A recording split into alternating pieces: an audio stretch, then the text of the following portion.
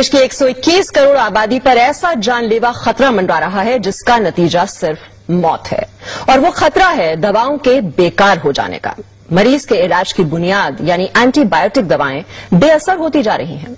Antibiotic दवाओं पर की गई स्टडी के नतीजे आगाह कर रहे हैं कि 2020 आते आते देश में एक भी असरदार एंटीबायोटिक दवा नहीं बचेगी और सर्दी जुकाम जैसे साधारण इन्फेक्शन भी लाइलाज हो जाएंगे।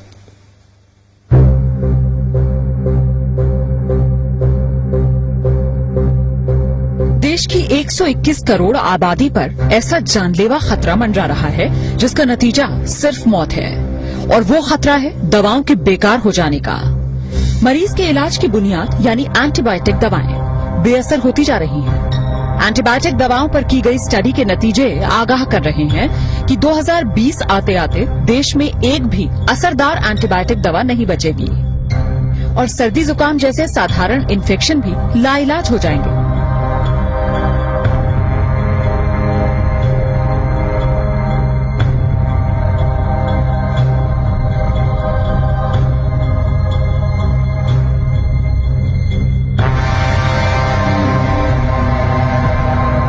जरा सोचिए, अगर डॉक्टर को मरीज की बीमारी का पता हो, उसके इलाज के लिए बेहतरीन वार्ड, टेस्ट और ऑपरेशन की सुविधा हो, लेकिन मरीज पर दवाएं ही असर न कर रही हों और मरीज को बचा पाना नामुमकिन हो जाए। ये सिर्फ ख्याल नहीं है, ये वो डरावनी हकीकत है जिसका तोड़ डॉक्टर अभी तक नहीं तलाश पाए। दिल्ली के एक प्राइवेट अस्पताल में हुई स्टडी के नतीजों से ये खुलासा हुआ कि कई एंटीबायोटिक दवाएं जो गंभीर बीमारियों के इलाज में इस्तेमाल की जा रही हैं, दरअसल मरीजों पर काम ही नहीं कर रही। अस्पतालों में मरीज बेमौत मरने को मजबूर हैं।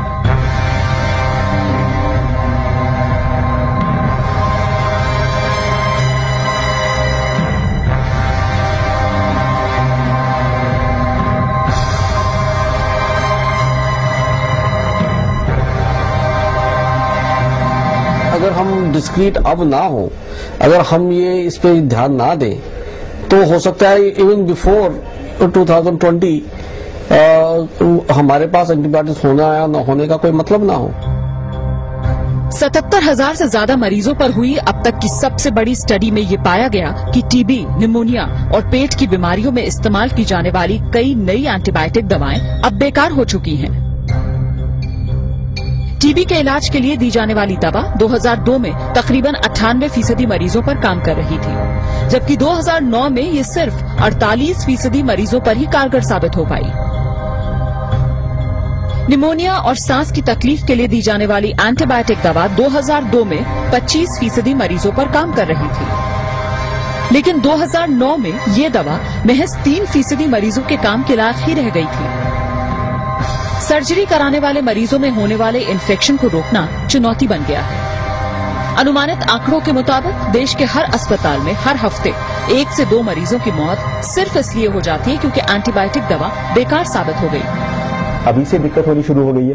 कई बार हमारे पास ऐसे मरीज आते हैं जहाँ की हमारे पास कोई एंटीबायोटिक रह ही नहीं जाता है, तो हम लोगों को लगता है कि कई बार पेरिफेरल सेंटर्स हमारे पास आए क्यों है, क्योंकि हमारे पास कोई दवाई नहीं रह जाती। तो कई बार लोग सेप्सिस में मारे जा रहे हैं आजकल, और ये दवाई प्रॉब्लम तो अभी से शुरू हो गई है और ये बढ़ने ही वाली है, क्योंकि जो नए एंटीबायोटिक्स हैं वो इन द होराइजन बहुत ही कम है। राजधानी के सर गंगाराम अस्पताल में 2001 से 2010 के बीच भर्ती हुए 77,000 मरीजों पर यह स्टडी की गई। अस्पताल में रहने के दौरान उन्हें जो दवाएं दी गईं, उनके आधार पर ये नतीजा सामने आया कि कई दवाएं 40% मरीजों पर तो कई 97% मरीजों पर काम नहीं कर पाई। यानी देश की 3% आबादी को छोड़ दिया जाए तो बाकी सब पर जान का खतरा मंडरा रहा है। मौजूदा एंटीबायोटिक दवाएं अगर इसी तरह बेअसर होती रही तो क्या बहुत से मरीजों को बेमौत मरने के लिए मजबूर होना पड़ेगा?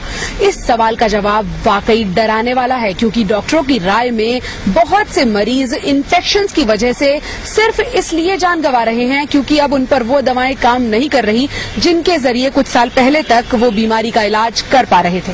पूजा मक्कड़, जी न्यूज, दिल्ली।